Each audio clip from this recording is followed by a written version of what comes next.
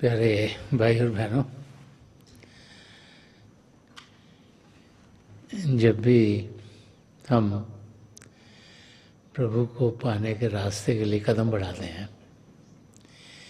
तो हम देखते हैं कि जैसे पढ़ाई लिखाई के लिए हमें कोई ना कोई टीचर चाहिए ताकि वो हम सब्जेक्ट्स को सही तरीके से समझ सकें, ऐसे ही हमें लगना शुरू होता है कि हमें गाइडेंस चाहिए। और जब हम स्कूल में जाते हैं तो जो भी सब्जेक्ट हमने पढ़ना हो, बहुत सी बार हमें उसकी थ्योरी बताई जाती है, और अगर कोई ऐसे सब्जेक्ट्स हों जैसे साइंस के हैं तो फिर हमें सिर्फ थ्योरी से ही पूरी चीज़ समझ में नहीं आती, हमें प्रैक्टिकल एक्सपीरियंस या एक्सपेरिमेंट्स करने पड़ते हैं ताकि उस चीज़ को हम सही तरीके से जान सकें। और फिर जब हम अपने आप कुछ एक्सपेरिमेंट करते हैं तो उसका जो भी रिज़ल्ट आता है वो हमारे जहन में सही तरीके से टिक जाता है।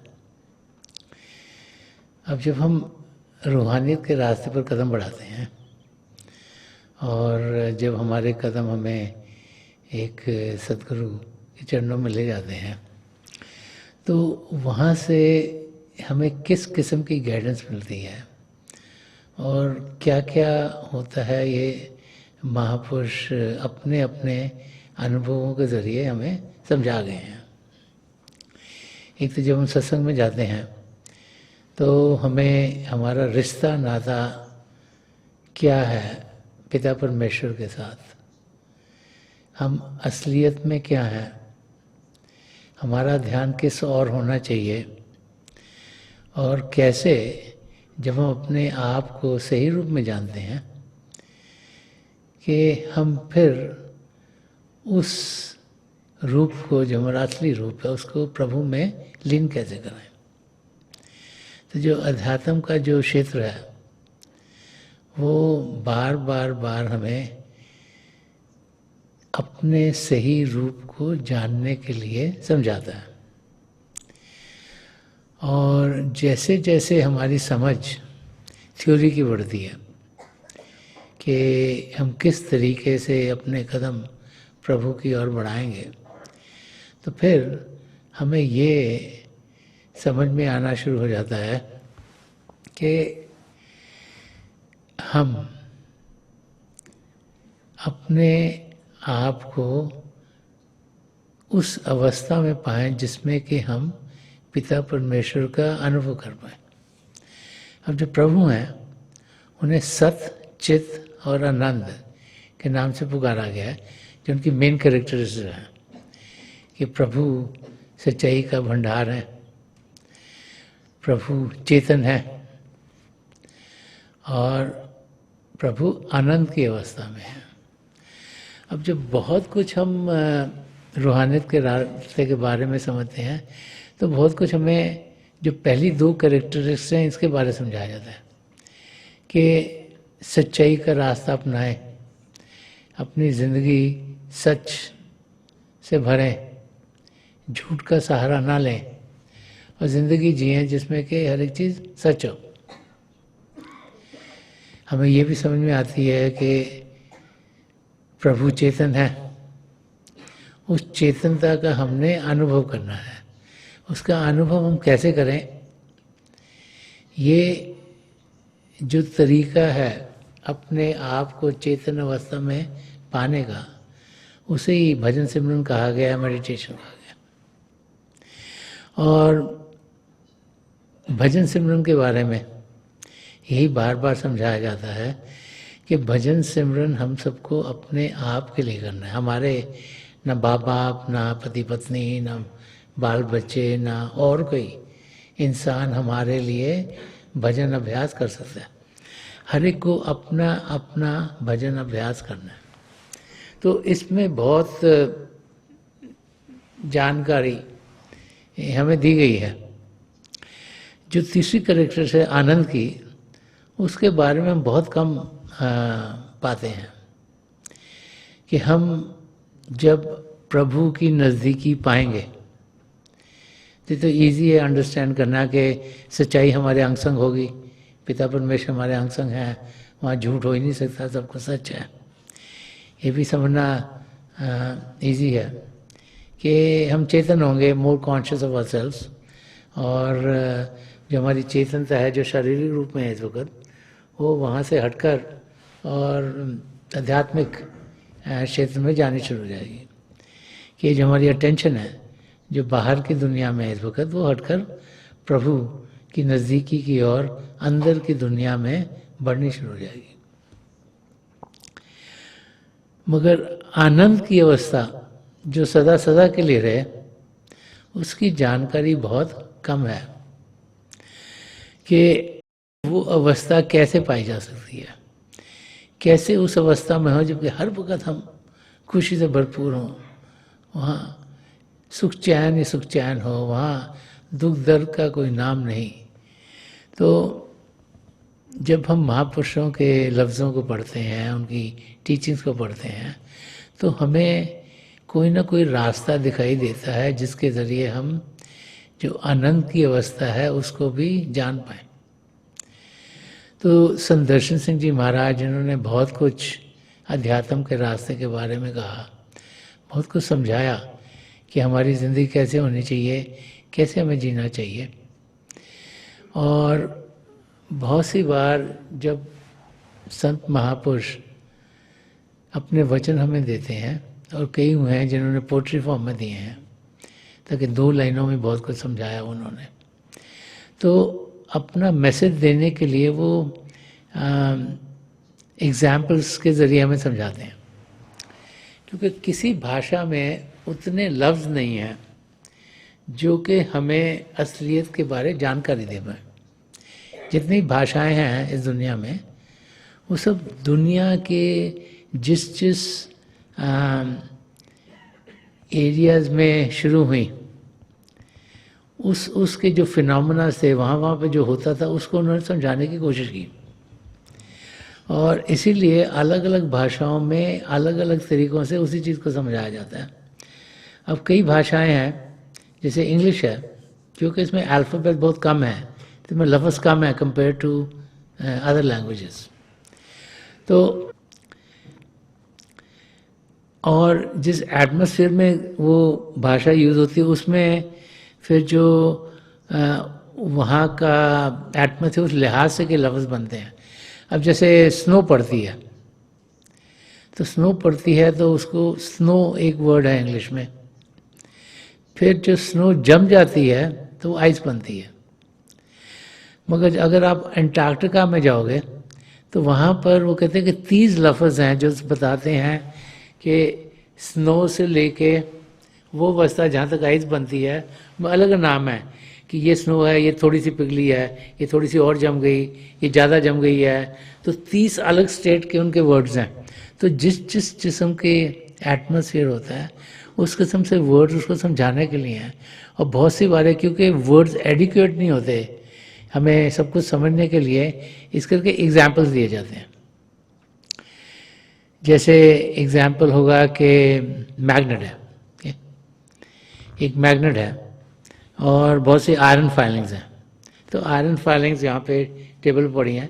एक्सपेरिमेंट ये फिज़िक्स में बहुत सारी बच्चों को दिखाया जाता है।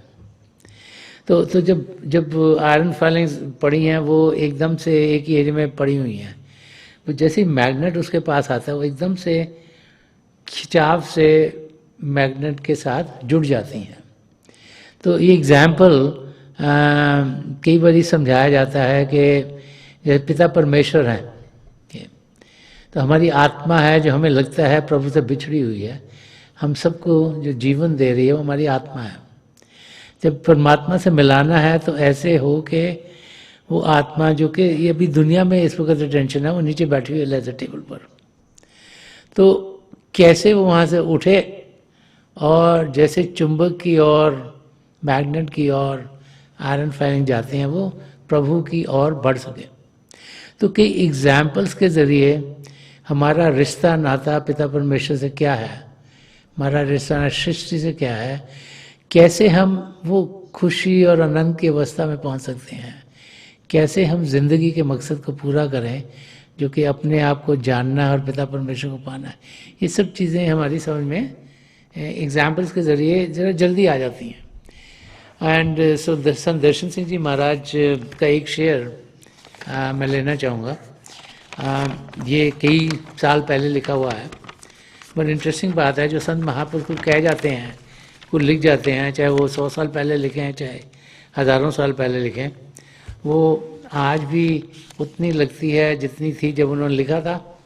यह है कि हमें समझना है कि वो किस एटमॉस्फेयर में लिखी गई थी, ताकि हम वो जो भी वो कह गए हैं उसको आजकल के ज़माने में सही तरीके से जान सकें, और उनके वर्ड जो हैं वो सदा सदा तक वैसे ही रहते हैं, का मीनिंग भी सेम रहता है, खाली एटमॉस्फेयर चेंज होता है, इसको समझने की बात है।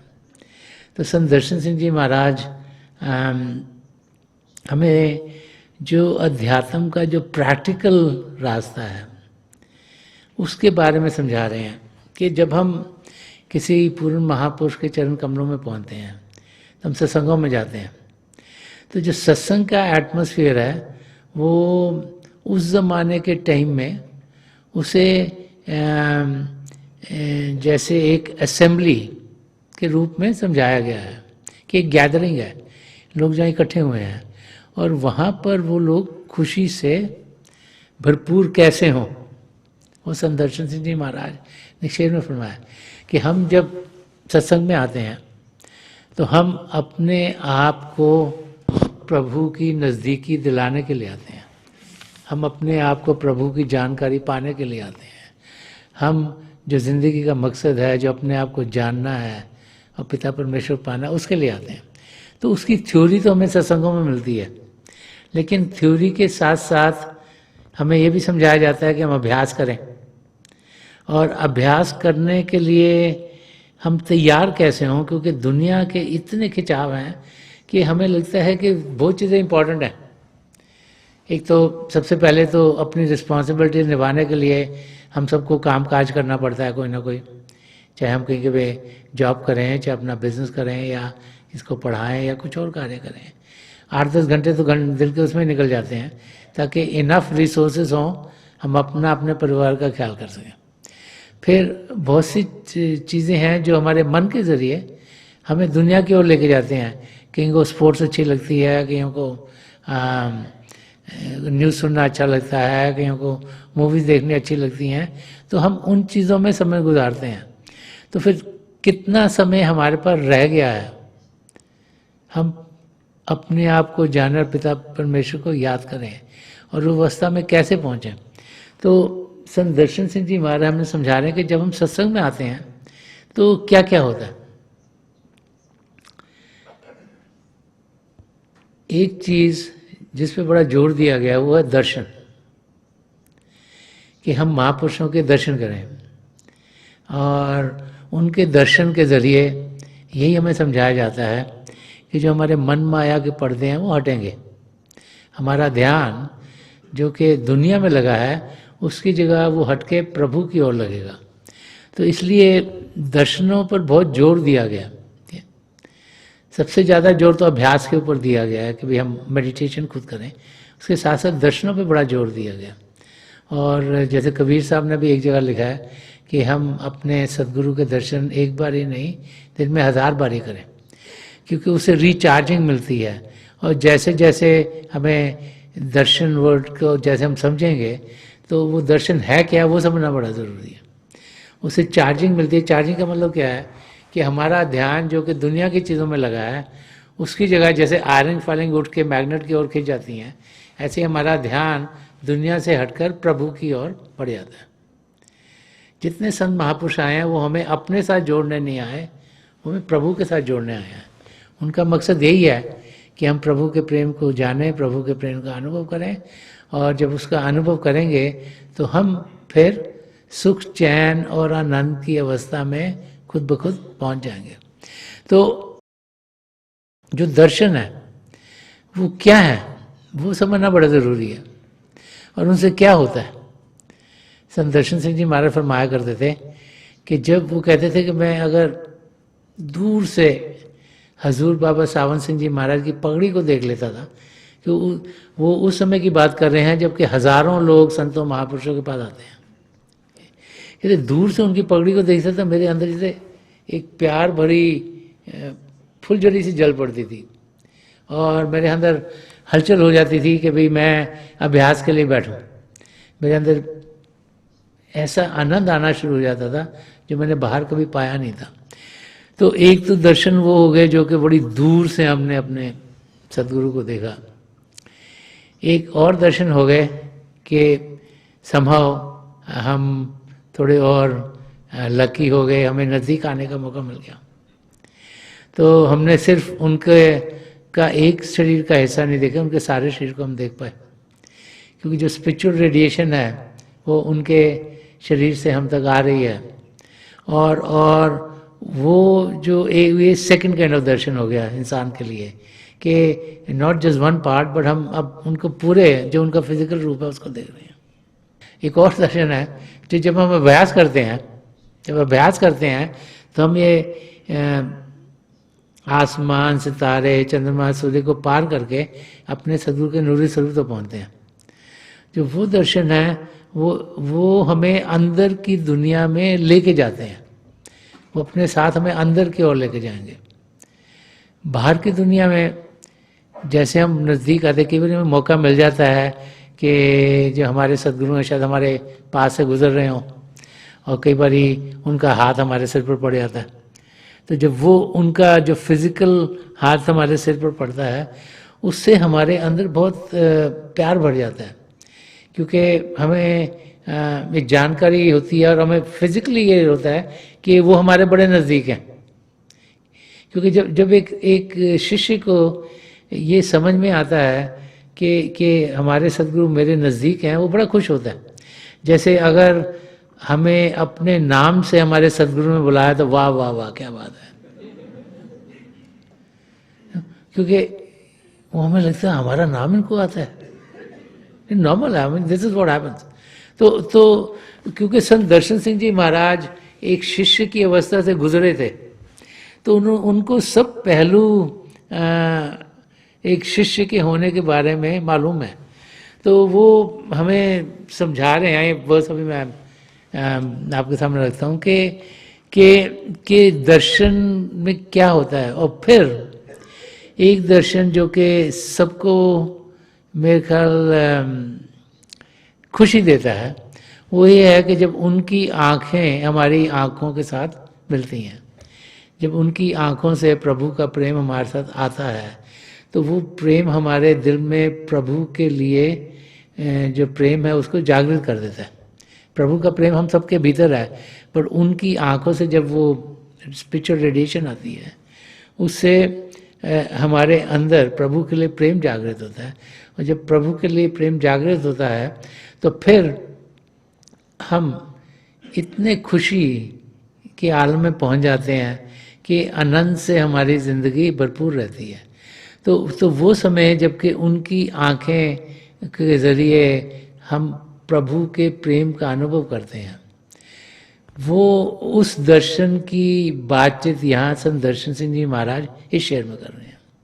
वो फरमा रहे हैं कि सरे मैखाना दर्शन को जो हो जाए तेरा दर्शन, कि सरे मैखाना दर्शन को जो हो जाए तेरा दर्शन, छलक उठे सुराई वज्द में आ जाए पैमाना, कि छलक उठे सुराई वज्द में आ जाए पैमाना। तो ये उस दर्शन की बात कर रहे हैं जो कि हमें हम जब जैसे हज़ारों की तादाद में संगत में इकट्ठे हुए हैं, तो उस गैदरिंग की बातचीत कर रहे हैं कि सरे मैखाना मतलब सारी गैदरिंग में। तो फरमा रहे हैं कि सारी गैदरिंग दर्शन अपने नाम को कह रहे हैं, तो फरमा रहे हैं अपने सदगुरु से प्रार्थना कर रहे हैं कि हे मेरे सदगुरु, कि जब मैं सत्संग में आता हूँ और वहाँ हज़ारों लोग हैं और वहाँ पर अगर मुझे आपका वो दर्शन हो जाए जिसमें कि आपकी आँखों से जो रूहानी किरणें निकल रही हैं वो मेरी आँखों में आएँ और मेरे दिल की गहराई में प्रभु का प्रेम जागृत करके मेरी आत्मा में उभार लाएं, ताकि उसमें कशिश हो प्रभु को पाने की। मेरा ध्यान जो दुनिया में लग रहा वहाँ से हटे और पिता परमेश्वर की ओर जाए।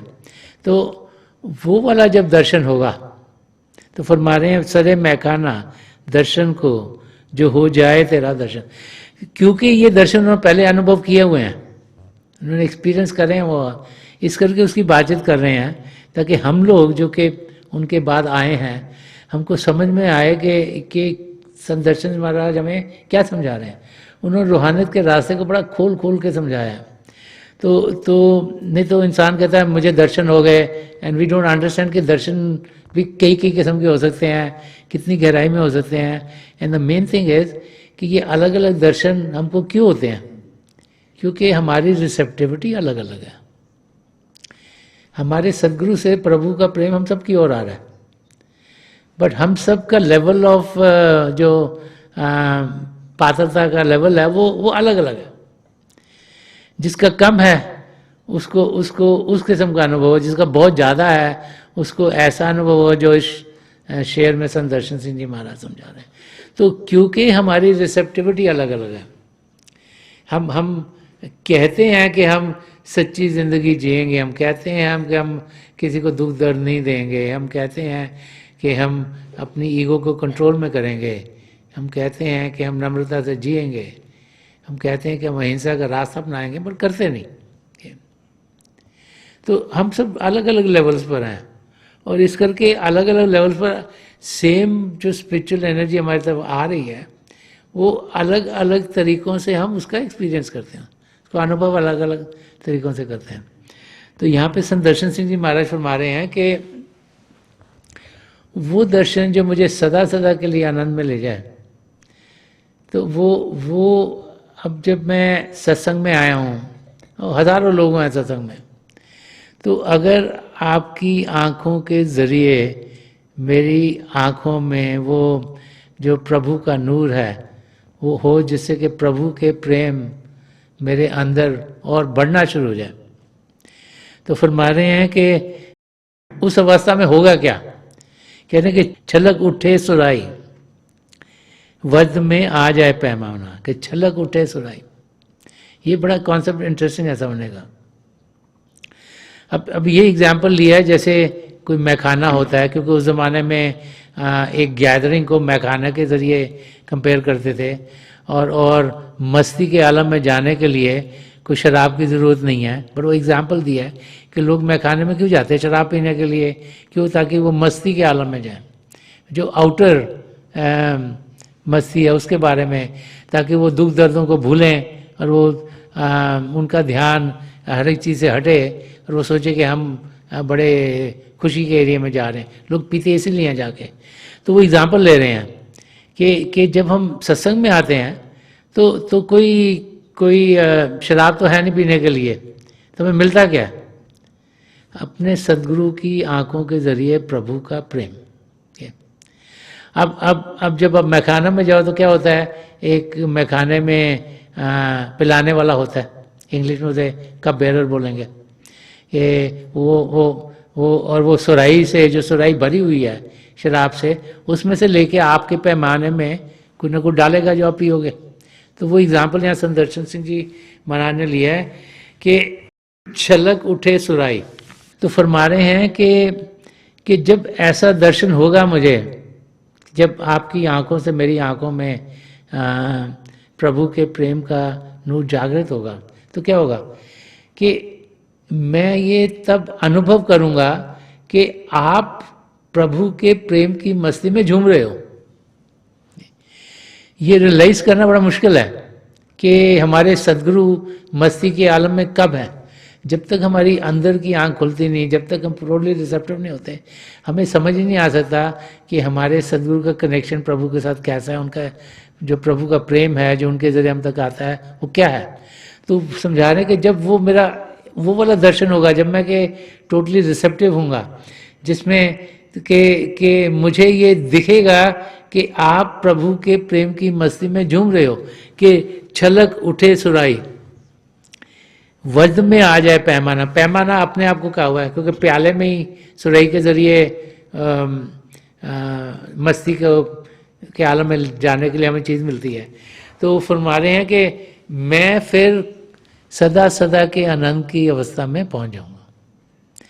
कि वो एग्जाम्पल लेके हमें समझा रहे हैं कि जब हमें दर्शन मिलते हैं, जब हम टोटली रिसेप्टिव होते हैं, तो उसका असर क्या होता है कि जो हमारा ध्यान है, जो हमारी आत्मा का भारी रूप है, जो इस समय हमारी इंद्रियों के जरिए बाहर की दुनिया में जा रहा है। जैसे आँखों से हम देखते हैं, कानों से सुनते हैं, नाक से सुनते हैं, ज़ुबान से चखते हैं, और फिर शरीर में हज़ारों सेंसर्स हैं, फीलिंग्स ऑफ टच, जिसके ज़रिए हम ये बाहर की चीज़ों का अनुभव कर रहे हैं। और बाहर की चीज़ें सब जड़ता की बनी, सब मैटर की बनी है, कोई चीज़ परमानेंट है नहीं, हर एक चीज़ टेम्पररी है। तो हमारा ध्यान इस वक्त टेम्पररी चीज़ों में है, और जब तक टेम्पररी चीज़ों में होगा, कभी भी जो एवर लास्टिंग, जो सदा सदा रहने वाला सुख चैन हमें मिलेगा नहीं। तो अगर सदा सदा का सुख चैन पाना है, तो हम अपने आप को पिता परमेश्वर से जोड़ें।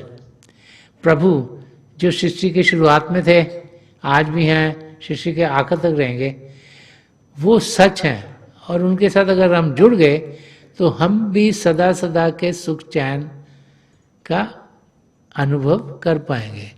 तो समझा रहे हैं कि वो एक्सपीरियंस हमें तब होगा जबकि हम रिसेप्टिव होंगे, क्योंकि स्पिरिचुअल रेडिएशन तो हर वक्त आ रही है, लेकिन हम उसे कितना जज्ब करते हैं, ये हमारी रिसेप्टिविटी पर है।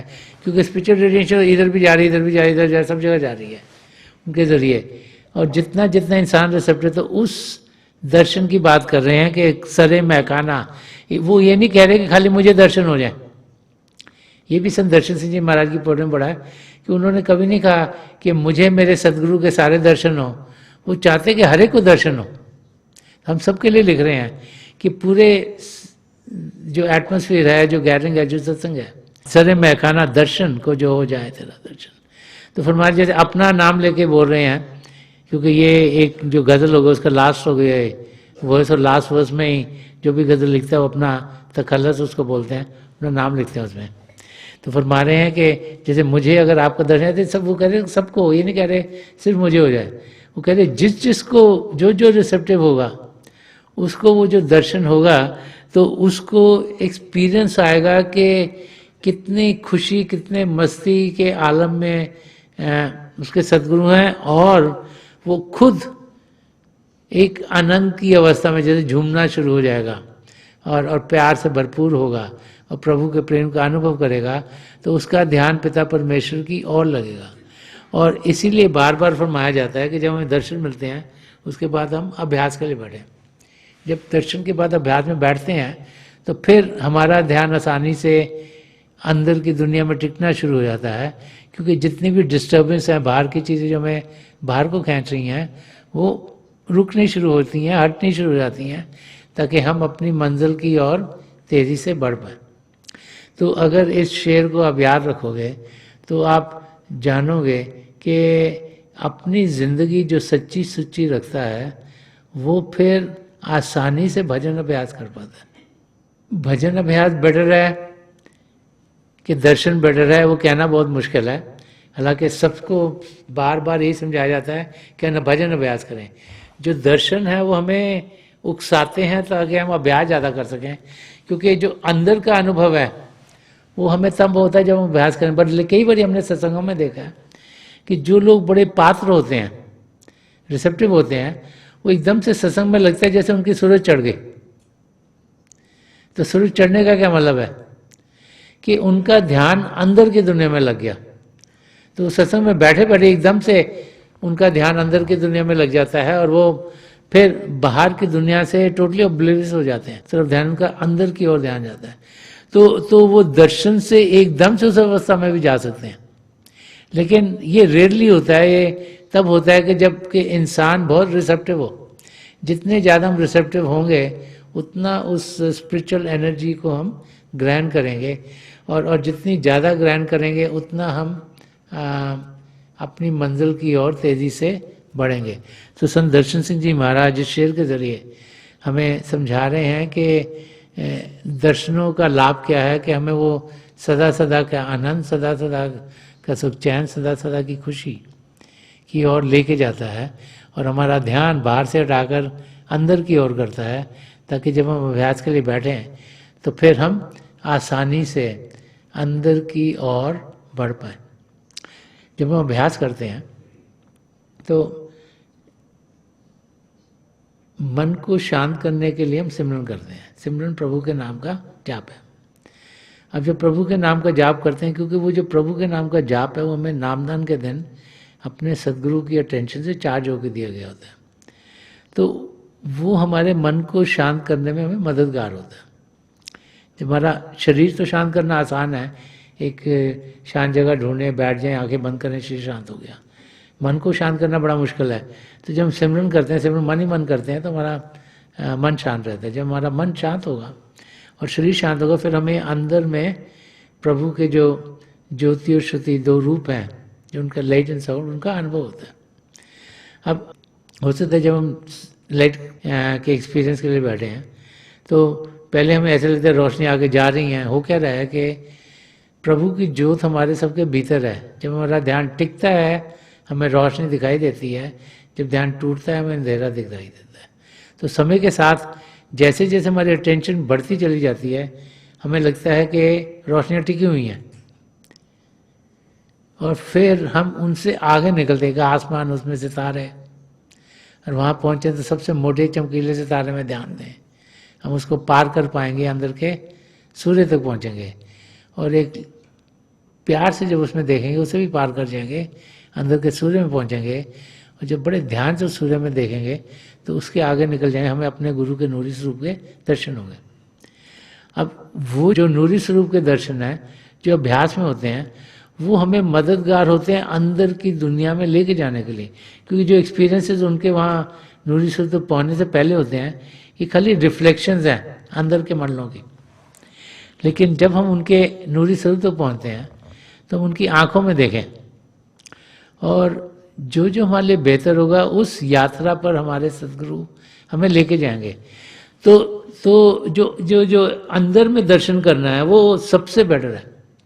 हमें शांत होना ज़रूरी है, और जो अंदर के दर्शन है वो हम कहीं भी कर सकते हैं। जब भी हम जहाँ भी रहते हों, जब भी भजन अभ्यास के लिए बैठे, अपने शरीर को शांत करें, मन को शांत करें, हम अपने सदगुरु के नूरी से तो पहुँच सकते हैं। ये डिपेंड करते हैं कि मेहनत कितनी कर रहे हैं। जो इंसान रोज़ाना बैठेगा, अभ्यास करेगा, अपनी ज़िंदगी को पाक बनाएगा, अपने अंदर सद्गुणों को ढालेगा, वो ज़रूर उस अवस्था में पहुंच सकता है जिसमें कि वो अपने सद्गुरु के नूरी स्वरूप के दर्शन करे।